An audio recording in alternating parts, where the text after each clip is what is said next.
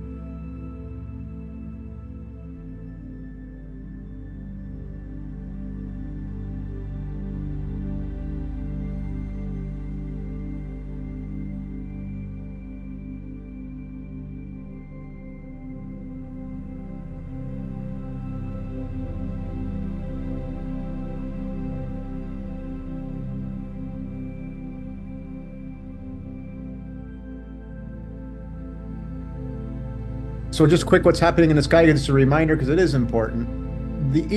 Our ears are going to start feeling something. Okay, we're going to hear things. People are going to have ear experiences, whether they're going to plug up. Because I got a friend already that's happening to him. His ear is plugging up his left ear because Uranus is aligning Alcyone, and Alcyone is the ear. I just did somebody's chart where the north-south node were aligned with Alcyone, and at 2 years old is when they figured out she basically couldn't hear very well, and she had hearing aids for the rest of her life. And she had north-south node aligned with Alcyone. So I know what this looks like. I've done many hearing cleanses, let's call them. So again, July 15th, if you start feeling something with your ears or hearing something or feeling any kind of cleanse with your ears, just give it gratitude. It's just happening. So this goes on. So it hits on July 15th. It goes in retrograde. Uranus goes in retrograde. It hits again on October 29th and then May 2nd. And this is all worlds colliding. This is all that people start seeing each other's worlds, right? Because Uranus represents the womb, it represents the sky. So everybody's world will start hearing collectively. So that's pretty cool. So today, July 2nd, Lilith starts her retrograde cycle. And as you know, Lilith is about gifts, abundance, and temptations.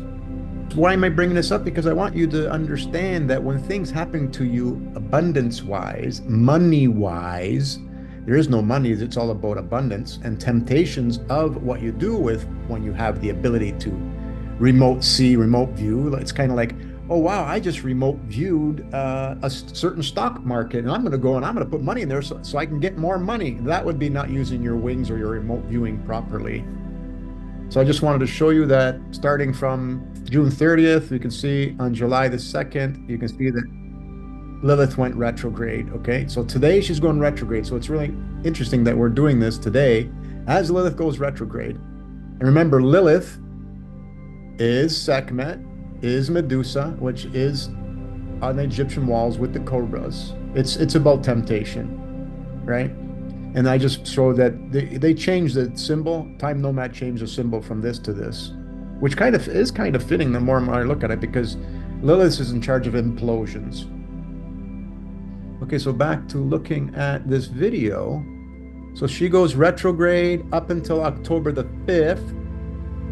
And it's interesting that exactly Vesta of the Vestal Virgins, the fire within, the hearth within, aligns with Antares. And what's Antares?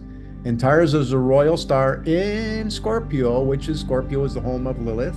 And it's also about temptations versus squashing that scorpion, squashing that snake, those temptations.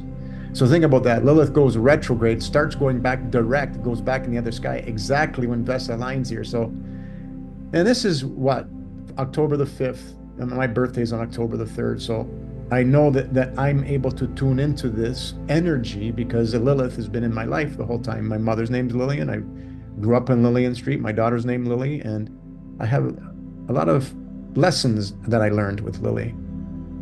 And so then it keeps going, and then Lilith goes direct. And what I wanted to do is I wanted to stop it where it then aligns with Fomalhaut, star Fomalhaut, which is what? Fomalhaut is the royal star in Aquarius, which is all about forgiveness.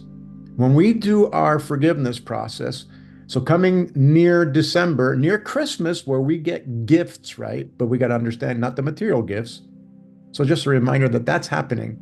So some key dates to remember: July 2nd, October 5th, well, July 2nd is today, and December 16th. So have you heard about this brother here, Joseph McMoneagle? He's got an eagle in his last name. He's a well-known figure in the field of remote viewing. He's written extensively about his experiences, aka Mind Trek and Stargate Chronicles. He's able to locate personal objects. He recounts experiments where he successfully described and sketched the location of lost or hidden personal items like rings or documents for private individuals. He was given geographic coordinates sealed in an envelope. He didn't know the target. They call it target, in other words, what you're trying to tune in on, right? His task was to describe and draw while he was using remote viewing, and the target turned out to be a statue overlooking a highway. He was able to perceive and describe distant or hidden locations by accessing non-local impressions, grasping the overall feel and structure of a place without using his physical senses. Or like Verna said, not using the eyes.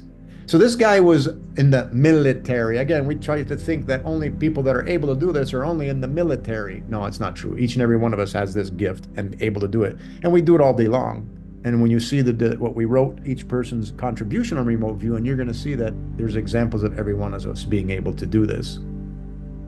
Because when Susie, when she talked with her beautiful, beautiful words on how her transformation is absolutely invigorating and beautiful, a little baby firefly landed on the window.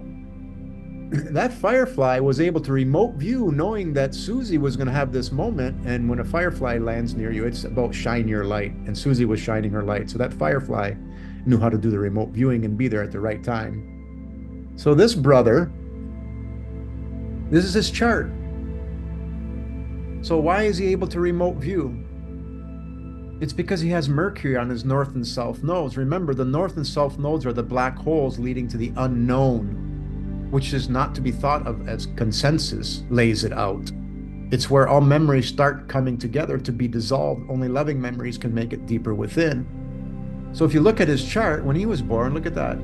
Mercury is the Akashic records, it's the memories in the waters, and it's on his south node, right? Look at that. We just talked about Lilith on Antares 2 slides ago. He was born with Lilith on his Antares. So that's one of the royal stars. So he's able to see things related to temptations and related to objects. He's able to see that. Ceres, knowing about people leaving the visible relationships, also on his wings. So, oh yeah, and his part of fortune is on Pollux, which is the immortal one. And he also is his midheaven is on Canopus, which is the last oarsman on the boat, so steering the ship. So remember, the north and south node are the top and the bottom of the field, the magnetic field. So every atom has this. So him having his Mercury Akashic record sitting here, he's able to see all these with larger energy than most people. So he's able to do this sometimes more than others. But pure love is what is in the middle. That's the only thing that can make it here is pure love, that point in the middle, right? So for Mercury to be on his north and south node, he's able to do remote viewing more likely than others at that time, but we're all able to do it because these alignments will happen in our charts, and it can happen daily, right? It doesn't have to be in your natal chart. So we can see that we have this ability. It's in the natal, it's in the stars, it's connecting with everybody, which is absolutely beautiful.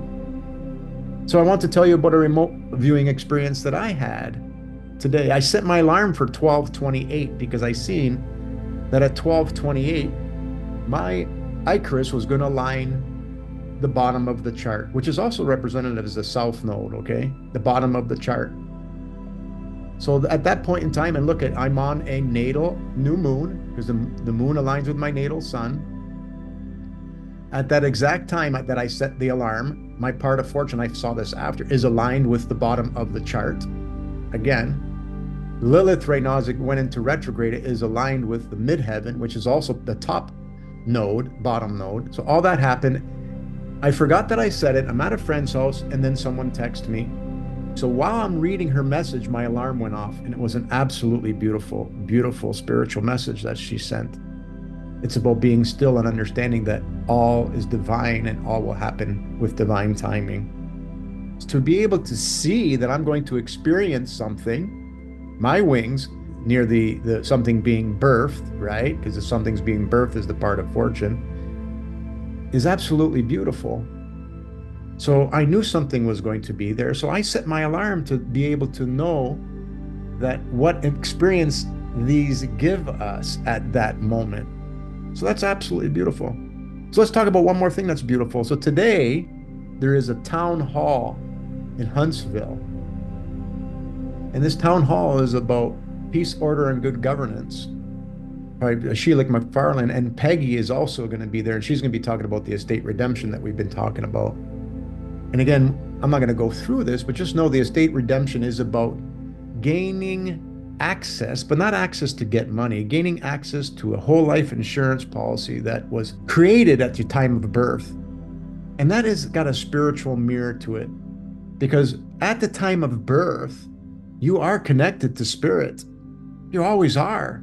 And you have that infinite love, that infinite getting taken care of, all your necessities.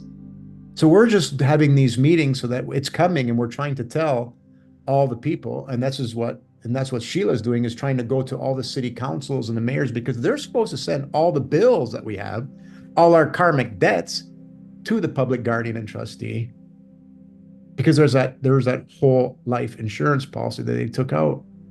So they're accessing it in usufruct, meaning they're profiting off of it, but not telling you that you have the ability to go access it. But we couldn't access it because our heart wasn't in the right place. So there is no they that created this, it's us. We created that system that we're existing in, but we're also uncreating it because Spirit's here uncreating it with us, because we're all one. So if you got time, please join us. I know this video won't get out before it, but for the people that are listening right now, please join us. I put it in the chat, the invite, if anybody wants to listen in, because it's happening and it's all being done with love. And Peggy's message, she'll be doing a little 10-minute video portion during this, and it's absolutely loving what everybody's doing, because we are going to have one world peace, and away from the one world prodigal sons and daughters, which is every one of us. That's going to come to an end. And that's all we have for today.